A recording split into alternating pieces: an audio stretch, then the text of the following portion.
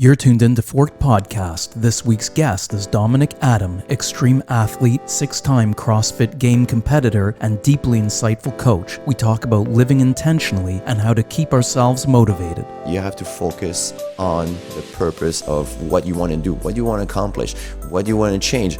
Look at what's wrong and see what can be changed and go for that. At one point is nobody will be able to do it for you. You can have coaches motivating you, watching video to motivate you. In the end, you have to do that steps. You have to start moving and getting started.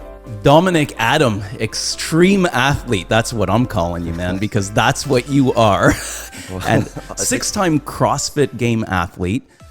You did, what was the term? It's not an ultra Ironman. It's an extreme Ironman. Extreme Ironman. Yeah. And listen, I really thank you for having me in here to your awesome CrossFit box. Nathan taught me the name CrossFit box, not studio. And tell me about this place. How did this get started? First, thank you for having me. Oh, yeah. And it started all by opening Luzin like 13 years ago. And moving on. At one point, it got a bit too big and everything was moving very fast. So I decided like to recenter on myself a little bit more. So let go of that and open up this location with CrossFit Griffintown and move myself away from that and just focus on the people in here. So 12 years ago, when you said open Luzin, that was your first CrossFit open? Yeah, that was the first CrossFit we opened. And then it got to a couple locations in Quebec. And and here we are now. All right. CrossFit Griffintown. And so this place is an extension of you. Hopefully, yes. Yeah. And I hope people see that and actually people like it. I hope so. Anyway. Oh, I walked in here for the first time, Monday this week, like 6 days ago or 5 days ago. And the place is outstanding. It's a great place. Thank you very The much. energy was amazing. You were so welcoming. And you said, hey, I asked you to, could you be on Fork Podcast and share some of your story with us all?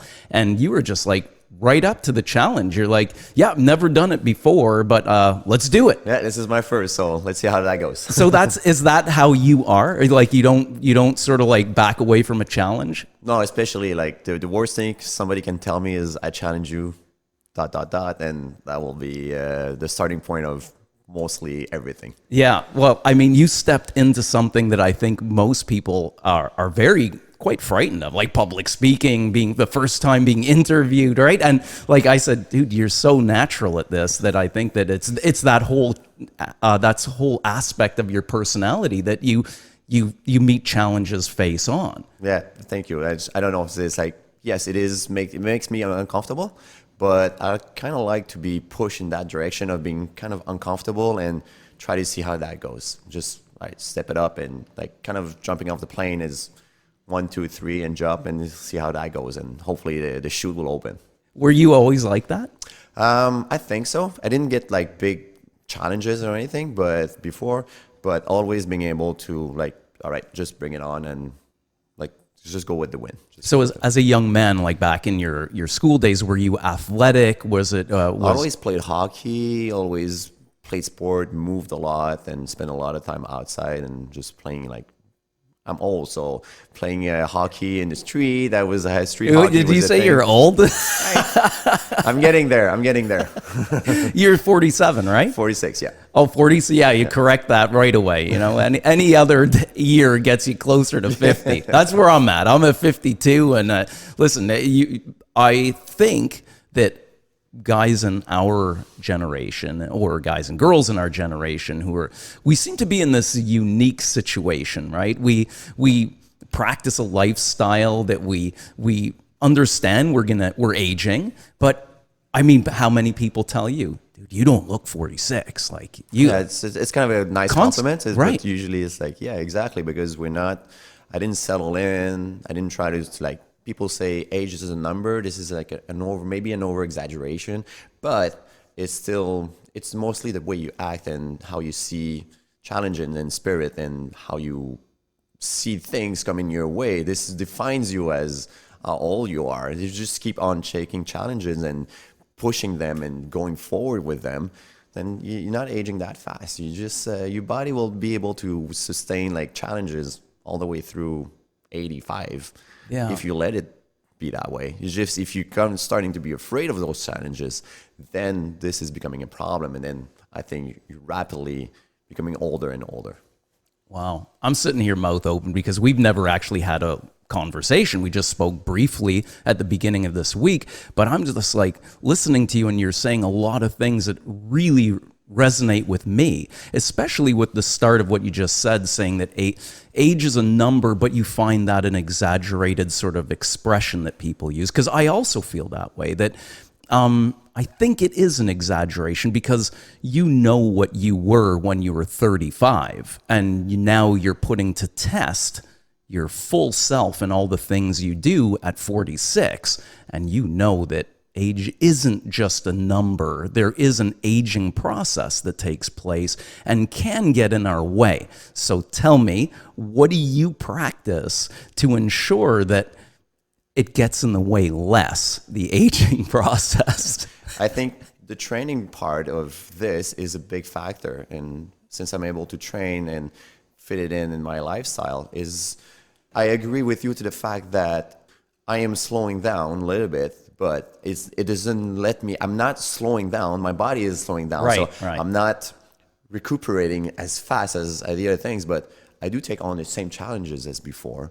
It's like either a CrossFit competition, an Ironman or something like that. You're able to take, it doesn't matter which challenges you're picking up, just keep picking them up, like keep going with them, keep picking asking up challenges. them, to be thrown on you and like, meeting them right away. That's a great point. I think getting older, people shy away from challenges, right? And it doesn't have to be an Ironman. It doesn't have to be the CrossFit Games. It just, the Ironman thing is just, it's a name for it. It's one thing that you pick up or you don't pick up. It could be just a 1K race, just something that will challenge you, just change something that is what is present now. And you have to focus on for the next 1 month, 2 months, 3 months, 6 months, doesn't matter how long, but something that will actually challenge you. It could be even like reading, like attacking a class, a course, it doesn't matter what it is. It just change that status quo you have now and go for something else. Brilliant, man. Brilliant. So it's taking on a challenge that's appropriate to where you're at in your life right now. So it makes sense for you that your challenge, it could be an Ironman, but the next one might be an ultra Ironman or something. And then another challenge is sharing your knowledge, but you're an extreme athlete. Not many people can take that on. So what about for people who are listening to us right now who might not even be exercising? They're like listening and saying, hey, this is a cool dude, Dominic Adam. He's like doing his thing. He's sharing his experience with me, and I think it's amazing. It's motivating. But what could get that person up, like you just said, taking the most immediate challenges, but since we're coming into the new year, what can a person do who's sort of a little bit, on the sideline right now? What can they do to start getting their shape back, their physical fitness, their mindset back? I think they have to a little bit of introspection to see exactly. You're going to have to find a challenge that will actually be doable and reasonable for them. And this is the hard part to start with. It's I'll say, excuse me the expression, the kick in the butt that people need. And most of the time, it's just one kick in the butt and the ball start rolling. And then it just becomes like a snowball. It just become bigger and bigger and bigger. And then you can down more challenges and other challenges and everything. But the hard part is always that first step. Like every Ironman or triathlon or marathon always start with the first step is an expression, but it is starting with the first step. So the way is you need to find something that will motivate you, something that will get you, like watch some videos online and see something. It's like, all right, this is the extreme, but that motivates me. But then why shouldn't I instead of have to watch a guy like Terry Fox run around across Canada? That motivates me. But maybe I don't want to cross Canada, but what about 1K? Like a race of 1K. Most of the cities have 1K. Give yourself 3 months. You don't have to train like so much for it, but just a challenge of having to do on a set date, have to prove to yourself that you're ready to go. But watch something on purpose. Don't just scroll down on, let's say, YouTube and then just the 13 videos like, oh, this is so cool, and then keep watching 13 more videos. No, set yourself, find something you want to watch it, and then do something else. Just don't be procrastinating on watching the like 64 video about the same thing. It's not going to help.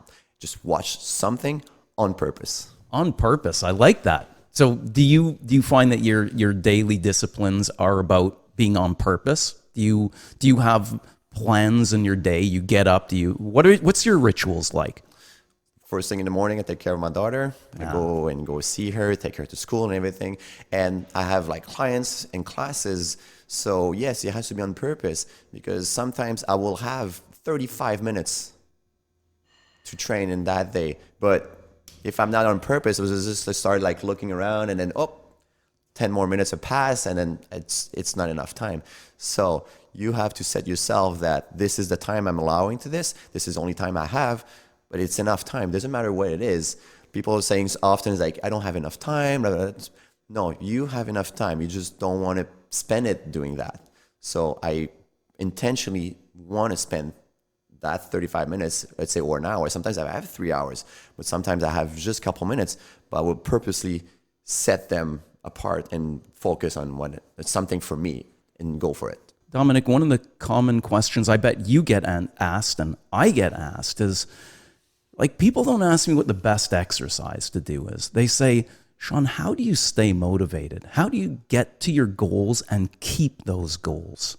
Because I think that's the hardest part for people. If they're depressed, down, it's winter, it's cold. Instead of going to the gym, you go home. And I don't want to judge that. I really can understand that. But for me, it's been years of doing this that allow me to do it even in the hardest times. What can you share with those people? Like, how can somebody get their mindset straight and stick with it and sustainably get those goals? You have to find some kind of joy into being kind of uncomfortable. Like, training is not always comfortable, and it's not always easy to get to or to be doing it. So you kind of have to find some joy, like I said, into it, because it will become more and more part of your lifestyle, and it will be missed if it's not there at one point. So for people, like you said, what's the best exercise I should do? It doesn't matter. Any exercise is the best exercise. If you're starting from nothing, any exercise is the best exercise. You can do it at home. You can do it in the gym. You can find like a trainer. Yes, it is. If you have the luxury of finding a trainer, that person will take you accountability, and it will give you like appointments, and like I said, on purpose. You will have an appointment and get there, so you can't miss those. Like normal gym setting and everything, classes are better than just normal gym, because it will give you time slot that you will have to go and purposely be there for that thing. But like I said, you have to focus on the purpose of what you want to do, what you want to accomplish, what you want to change. Look at what's wrong and see what can be changed and go for that. At one point is nobody will be able to do it for you. You can have coaches motivating you, watching video to motivate you, but in the end, you have to do that steps. You have to start moving and getting started. Well said. And I think CrossFit has one of those key elements too, right? Community. That can really keep somebody like engaged, right? It helps a ton. Of Really? course it does. And this is the difference between like a normal gym setting and the CrossFit boxes we have is people are mostly training at the same time. Of course, you finish work, you get here. So they get that community sense, because they're mostly the time they will train with the same people. They just become friends, and the intensity of the training puts you in a kind of, not as say, I don't want to say in a weak position toward the other person, but like an open heart. After done a training that will flat you on the ground, you're more open-hearted, like to the next person, because that person went the same thing. I won't say same shit, but the same training as you. the person gave it's all heart out, same thing as you. So you just become, the bond is just getting stronger and stronger and stronger. And you're surrounded by people that have the same goal as you. It just get better. They just want to get better at it. And you just get better at life or something like that. Just because they want to push themselves, not always to the extreme limit, but they just want to challenge themselves. And this is why CrossFit is working so well. And why there's so many CrossFit is we are surrounded by people that just want to challenge themselves. And getting to a normal setting, nothing's wrong with that. But getting in a CrossFit box, push those limits a little bit faster and harder.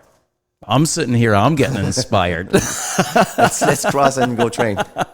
I'll be a little bit more comfortable there.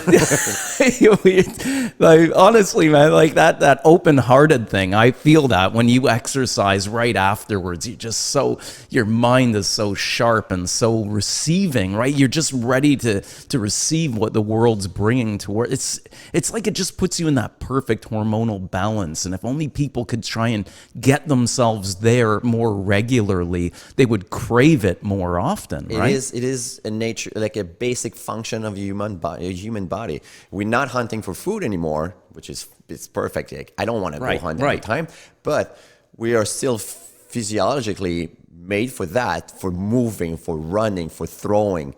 This is how we're made. So by doing exercise, you do engage the whole body. Your mind is better. When you're doing your ultra races, or when you're doing your competitions, I mean, the CrossFit Games are wicked, man. Like that is taking your body to the limits. So do you when you're at that breaking point, when you're just like feeling that burning and the pain, what do you do? Do you visualize something? Like, how do you get through those moments?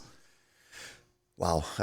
And I just want to be clear why I ask, because I allot those same moments to when you're in crippling depression, when you're in crippling anxiety, where you feel that you're at your breaking point. What do you do to get through a breaking point, whether it's sports or psychology, right? That's why I ask. This is the kind of person that doesn't, I don't see visualization. Word for me. Visualisation. I'll go French. I'll go la visualisation. I don't practice personally that much. What I do is set my mind away from that painful moment here at that point. When you say to the breaking point I come from the martial arts. Same thing is I was used to fight. Is you get your mind. You still have to be present, but part of your brain is able to go and wander off a little bit. So it's kind of step outside. And my trick always been in a training or a competition, it was just to count 1, 2, 3, 4, 5, 6, get to 30, 1, 2, 3, 4, 5, and then get to 30, like go to 30 more, 1, 2, 3, 4, 5, 6. So it's just like stepping out a little bit. My body knows what to do. Like your body knows exactly what to do. You don't have to think about every step you take when you walk or when you run or when you do a CrossFit workout or a triathlon or when you swim. You don't have to say, move your arm, move the other arm. Right. No, your body knows what to do. So you're left, when you do those things, you're left on your own to think about what you want to think. Like either you want to focus because, okay, some drills are very like skillful things, but most of the time most of the exercise we do, doesn't matter which one, there's a lot of brain power that can be used for something else. So use that brain power just to be in a happy place and just get there and start moving. So by what you're saying then, maybe we can say that people need to get to know their body so they can read those messages that you need to know to get through the pain, right? And perhaps that because we're always external, right? We're always in this external world with the stresses and all the things that go on, training and exercise can turn us inwards to start understanding those signals better. I don't know. I don't know which better time you have than doing exercise and think about like the problems you have, resolve them. You have all that brain power that's just waiting to be used instead of being outside and stress. Stress will be the thing that will take the whole space, and you're not able to step outside of that and do your thinking. When you have like job, school, like all this stress factor that comes in, is overflowing everything. when you get to a place and does exercise, doesn't matter which one, those things are naturally not present at that second. You are on your own. Doesn't matter if you're surrounded with people, you are on your own. This is a perfect time to settle in and understand that, oh, okay, this is calmness. Wow, I can actually calm this. Even if you put a stress on your body, your mind can be like not a flat line, but a calm sea. Wow. Yeah. I just got calm. You should be like a guru and just have people line up and calm them down with your voice. I don't like gurus. Yeah, you know, I agree with that, by the way. I find the biggest calm is like yesterday, I did this crazy workout with the class and I was just pushing myself. And it was at the end, man, that calm. We just all sat down to stretch and you just like, nothing can calm me. People do morning meditation and I get it. If it works for them, go for it. Doesn't work for me. I got to like put my body through this grinder and then I'm very calm afterwards, like very calm.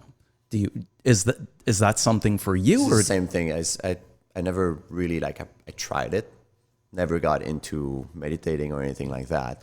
Me, I need like physical exertion. Like this is what works for me, and yeah, I'm an active person, so I need that stress factor to be there to come in, and then I can actually release everything and then calm. Yes, the moment you can be the calmest would be after a workout. You just lay there because they just said time, you're done, and then that couple seconds of stillness, and then you realizing you're done. This is like, I say, the perfect moment. Dude, I think we all just breathed with you.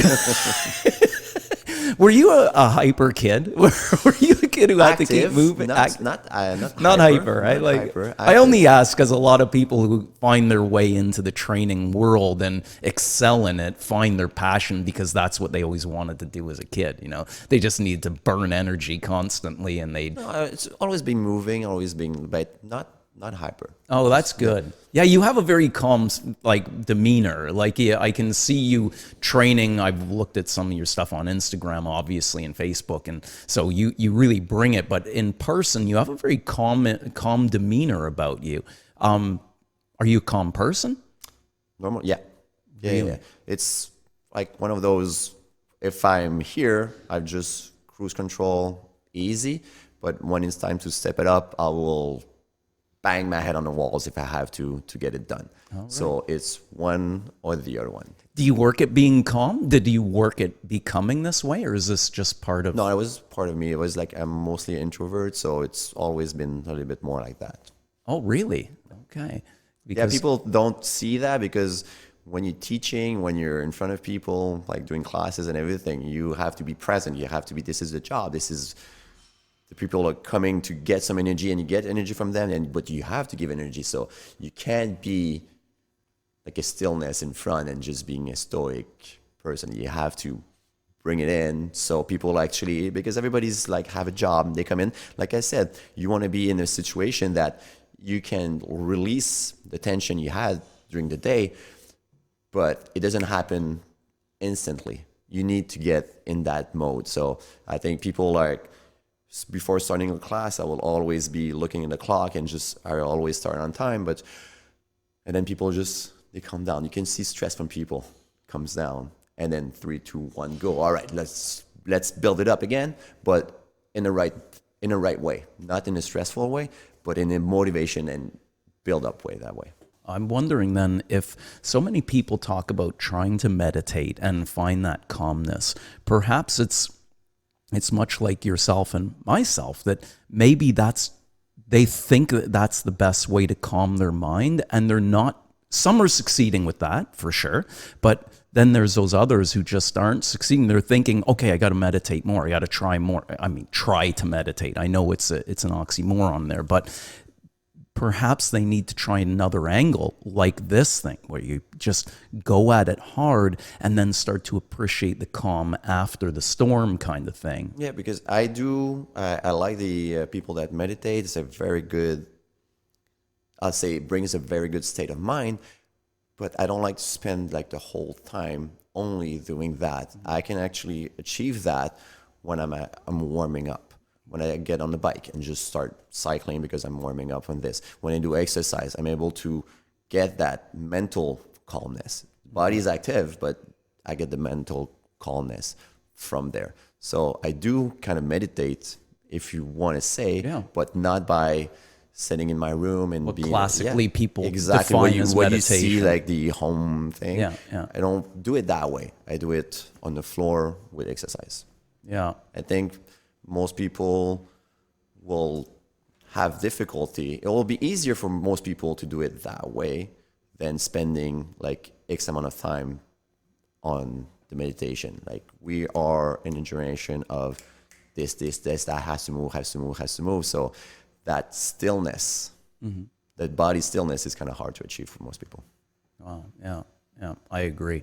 What would you say? I'm going to ask you because this is a question that I was doing this thing yesterday, or actually the last few weeks. I've been practicing this random question generator on Google. You Google it, and it asks you random questions, and you try and answer them. Because I had read that formulating what we think in our head versus what we can express with our mouth, they're kind of disconnected a little bit. There's filters. So I've been trying to practice a little bit more. How would I answer certain questions? And one of them hit me, and it's really been on my mind. It's always on my mind, but this time I really tried to answer the question, which was, what do I consider a good life?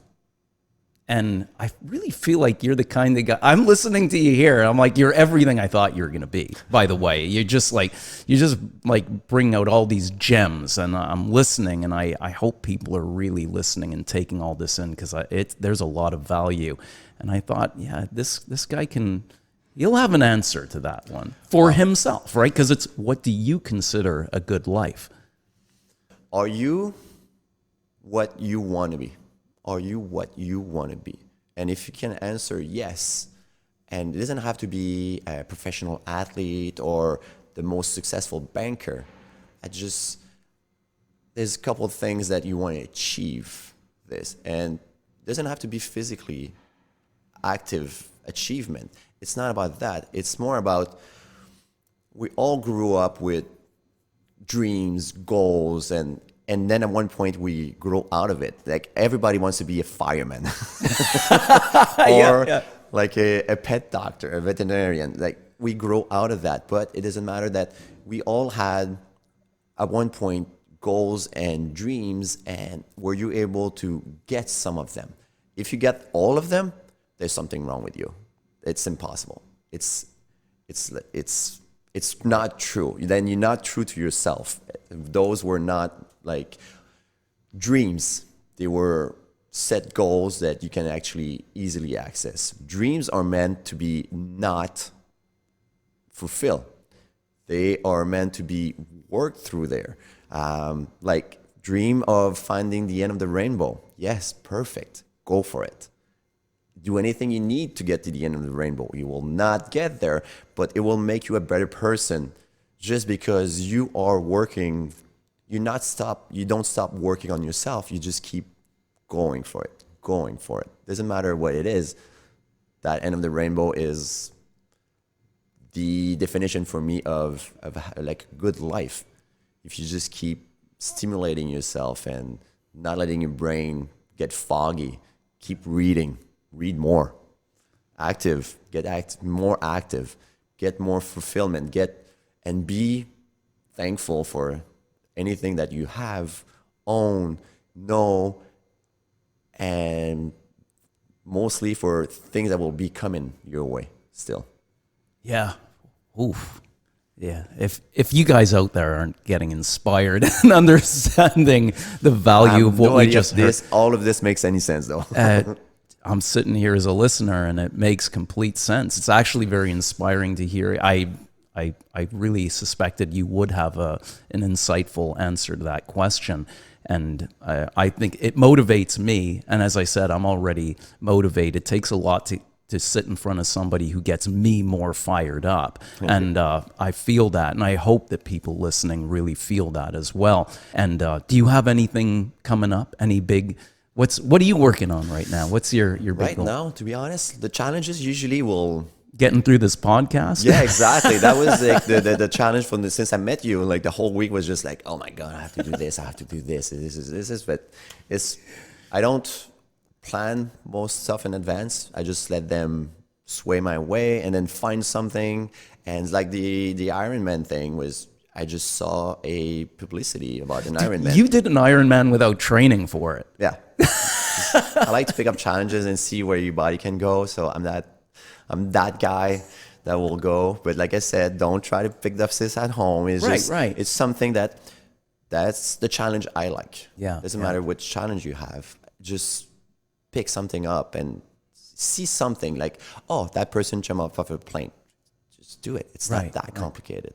So that's an interesting point that people, you said before that you need, if you think you've done all of your challenges, you're kind of lying to yourself. There's other things. So if people aren't really picking goals and challenges. They're picking goals instead of dreaming bigger. Just get it's not about the goals or goal setting. Then you achieve goals. I want to be there and at 20, I want to be there at 30, and then this and this and that. Those are goals. What you want to achieve as a broader sense, that is a dream. This is where you want to dream and see what would be the ideal version of you and slowly start working through there. Yeah. Well, Dominic Adam, CrossFit Griffintown. If you guys are in the area or not in the area, you got to make your way down here and get involved in this community. Dominic's an awesome guy. I strongly recommend you guys come down here if you're in the Montreal area. If not, you can connect with Dominic on CrossFit Griffintown. Is that the best place on Instagram? And we'll share all that in the show notes. And I just really want to thank you so much. This was such an inspiring talk for me. Thank you so much. You really brought a lot to this, and the value is just beyond. I really got to thank you for this. Thank you. Dominic, you have an awesome day, and you guys out there have an awesome day too. Pick something up and go for it. Pick something up and go for it. Thanks, my man. Thanks, you.